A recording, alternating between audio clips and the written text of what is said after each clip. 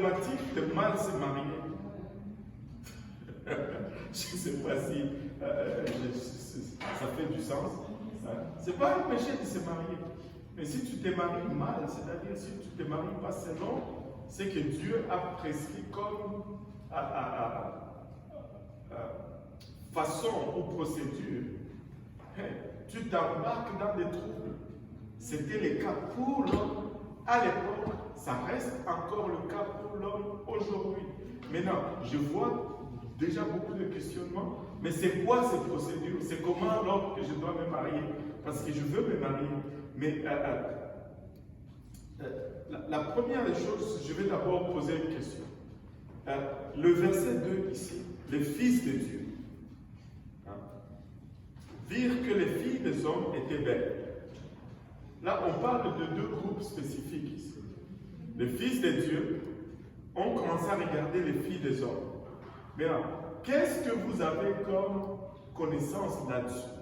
Moi, je me rappelle, quand j'étais jeune, dans mon zèle pour la connaissance de la parole de Dieu, on m'avait enseigné que ceci signifiait que les anges dans le ciel regardaient les filles sur la terre, les trouvaient belles, et ils sont descendus et ont pris des femmes parmi les humains. Qui a déjà entendu cette version?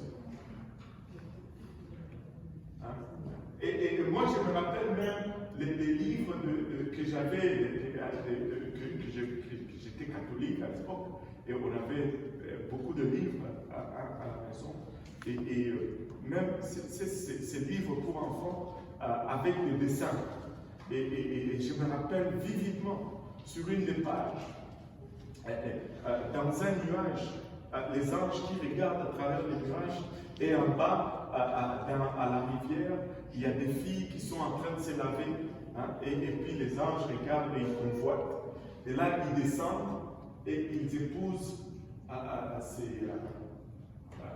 ces filles. Et là, ils ont des enfants. Et ce sont ces enfants-là qui sont ces géants, qui sont des héros. Donc les hommes vivaient avec des gens, mi-anges, mi-humains. Waouh, ça fait une belle histoire à raconter. Mais c'est loin de ce qui est la vérité, en fait. La vérité n'est pas ça. Les fils de Dieu ici, ce ne sont pas des anges. Premièrement, si nous regardons dans Genèse 1, la Bible nous dit que tout ce qui a été créé ayant en lui-même la sémence selon son espèce. Amen. La sémence est donnée selon l'espèce. Et la sémence, c'est pour la reproduction.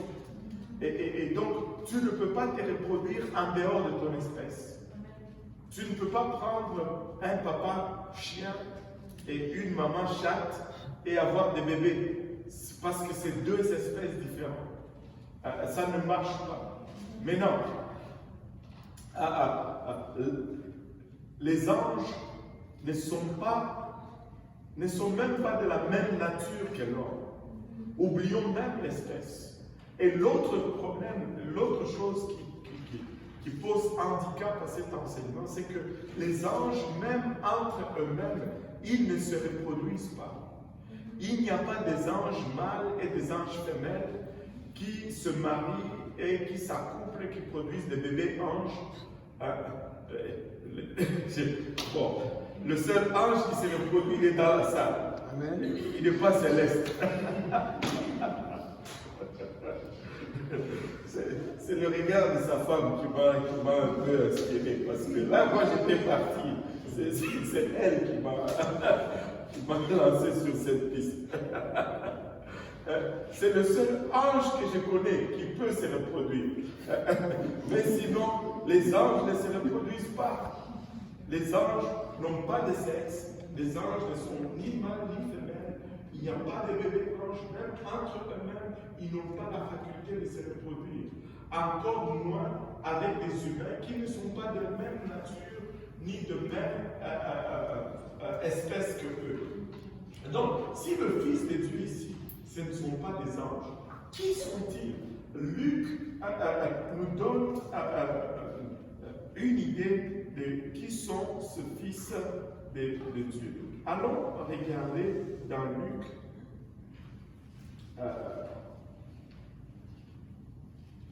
chapitre 3, verset 23. Commençons à lire à partir de là. Jésus avait environ 30 ans lorsqu'il commença son ministère. Et quand on les croyait, fils de Joseph, fils d'Élie, fils de Matthias, fils de Lévi, fils de Melchi, fils de Jamai, fils de Joseph, fils de Matthias, fils d'Amon, fils de Naül. On va t'éviter une grande colère. On va juste te faire sauter au verset 37 et 38. Ça. Fils de Méthusela, Fils de Noé, fils de Jared, fils de Manéliel, fils de Caïn, fils de Nos, fils de Seth, fils d'Adam, fils de Dieu.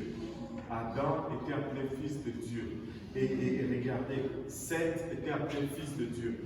Tous les descendants de Seth étaient appelés des enfants de Dieu. Même dans ma langue aujourd'hui en Swahili, si tu es un chrétien, si tu as un témoignage, on dit c'est un enfant de Dieu, c'est un fils de Dieu. Des fois même en français, on dit est-ce qu'un enfant de Dieu fait des choses comme ça? Avez-vous déjà entendu cette expression? Surtout à part de la part des mamans. Quand ils veulent mettre la culpabilité un peu sur leurs enfants. Est-ce qu'un enfant de Dieu fait comme ça? Mais non. La lignée de Seth était appelée fils de Dieu parce qu'il gardait le commandement de Dieu. Parce qu'il marchait selon la voie de Dieu. Et entre eux et la lignée de Caïn qui était appelé le fils des hommes, parce qu'ils ont voulu marcher selon leur propre volonté. Et ils ont rejeté la volonté de Dieu. Il y avait une séparation. Ils n'étaient pas supposés s'entremarier avec les fils de Seth, les descendants de Seth. Il ne devait pas y avoir de mariage entre le descendant de Seth et le descendant de Caïn à cause de leur marche. Et la raison est très simple. Et c'est la même raison encore aujourd'hui. C'est qu'en 99% de temps, quand un fils de Dieu se marie avec un fils de l'homme, très souvent, le fils de Dieu, non, je vais rephraser. Quand un fils de Dieu se marie avec une fille de l'homme, parce que nous, on n'est pas pour le mariage gay, alléluia, et quand un fils de Dieu se marie avec une fille de l'homme, ou un fils de l'homme épouse une fille de Dieu, très souvent, les enfants de Dieu vont perdre leur marche. Ils vont devenir rétrogrades. Écoutez, vous pouvez regarder les statistiques si vous voulez. Il y a un proverbe chez nous qui dit si tu mets un bel orange dans un panier, un orange pourri dans un panier des oranges qui sont belles, c'est l'orange pourri qui contamine les belles oranges. Jamais, même s'il y a 10 000 oranges qui sont belles, c'est cette même orange pourrie qui va contaminer tout le reste du panier. La Bible dit aux enfants de Dieu, ne vous mettez pas sous le même joug avec les non-croyants. Écoutez, j'ai déjà eu des cas où même quelqu'un m'appelle, pasteur, Dieu m'a donné un mari. J'ai dit, ah bon, c'est qui ça? Oh, il est musulman. J'ai dit, oh, moi je ne suis pas dans cette famille. C'est comme, ça ne marche pas. Si c'est vraiment lui, moi je crois sincèrement, il va se convertir. Et puis tu vas, même s'il s'est converti, c'est pas que il est en train de se convertir, toi tu attends la pause. Dès qu'il s'est converti aujourd'hui, non, c'est pas ça. Il faut qu'il se convertisse.